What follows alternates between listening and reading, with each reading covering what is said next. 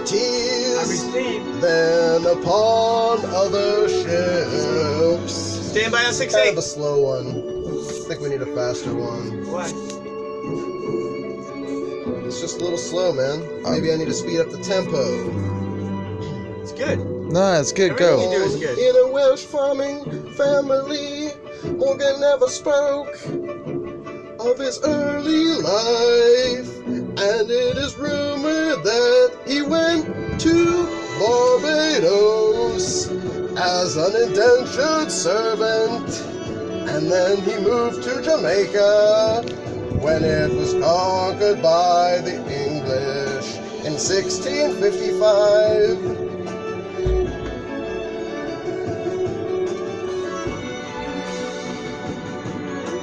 Good job. It's gotta be faster.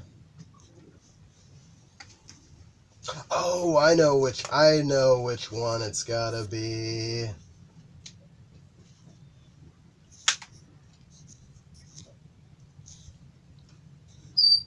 The one with the blackberries? Yeah. You remember pancakes at the Mast, Camden? Yeah, it was bomb. Oh, yeah.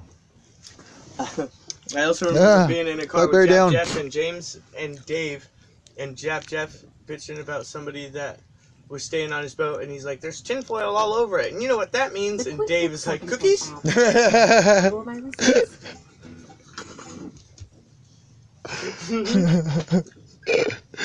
Damn. It was good. It's all good. Always good. Jaeger's great on the bow of that thing. I really like that, man. Thank you. Oh, sick.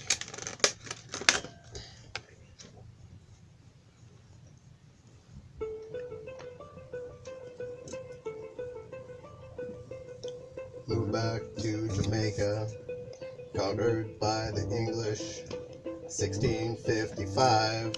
His appointment as a militia officer in 1662 suggests some military experience, and he received a privateering commission in 1663. It was actually 1662, the same year, whatever.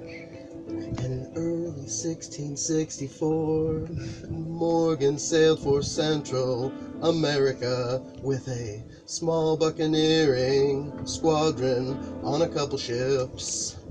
And during an epic 2-year voyage, the buccaneers plundered 3 cities. And on his return, Morgan remained in Jamaica, invested in the first of several plantations, and married to a girl.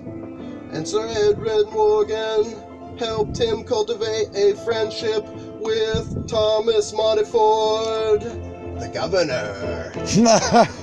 Despite a non-aggression pact between Spain and England in 1667, Montfort claimed the Spaniards planned to invade in January, and he ordered Morgan to draw together the English privateers and take prisoners of this nation, where from the enemy they will gain information. And Morgan's commission permitted the capture of Spanish ships, but not the use of the ships to take cities. But Morgan explained his preference for making land attacks, because under English rules, if he took it by sea, half went to the government. Since taxation is theft, Morgan's commission didn't mention land actions, so then his men could split the entire haul, and that was legal piracy. Any attacks on cities were illegal piracy, but extremely profitable. Fuck And you yeah, saw the brah! fucking flag!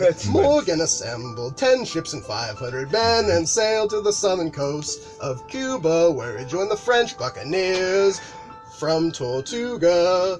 That group decided that their force was too small to attack to Havana.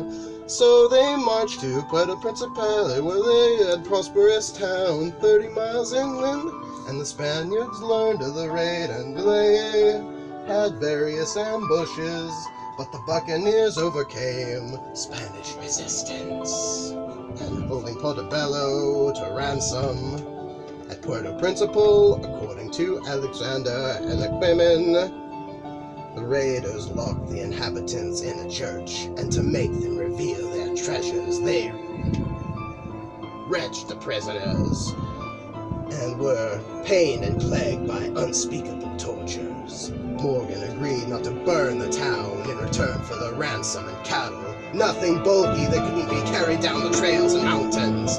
Puerto Principal yield only 50,000 pesos. Very disappointing, very poor booty. What can you do? On to the next town. The French contingent sailed off. However, another English ship joined Morgan, leaving his force close to 500 pirates. Morgan proposed an assault on Portobello, from port which treasure ships left Spain. 3 massive forts guarded the ports. But Morgan learned that the real garrisons left unmanned and the badly equipped, so some argued against the venture, but Morgan was like, "Fuck you dumbass bitches," and ignored his critics. Anchoring a few minutes from the city, he transported his men in canoes in the outskirts of Portobello and attacked. Sentries warned defenders, but the garrison was poorly prepared. In a series of savage assaults, the Buccaneers took Portobello and its forts. On July 11th and 12th in 1668, had to capture San Germino and the cattle, and apparently forced women, nuns, and old men to carry ladders up the walls and act as a human shield. Yeah. After the town was captured, the pirates celebrated for days and again tortured the prisoners to reveal more hiding places of their personal possessions, and the governor of Panama sent a militia to recapture Portobello after Morgan demanded 350,000 pesos in ransom. Small scrimmage. 250,000 peso booty. Nothing to write home about, but what can you do?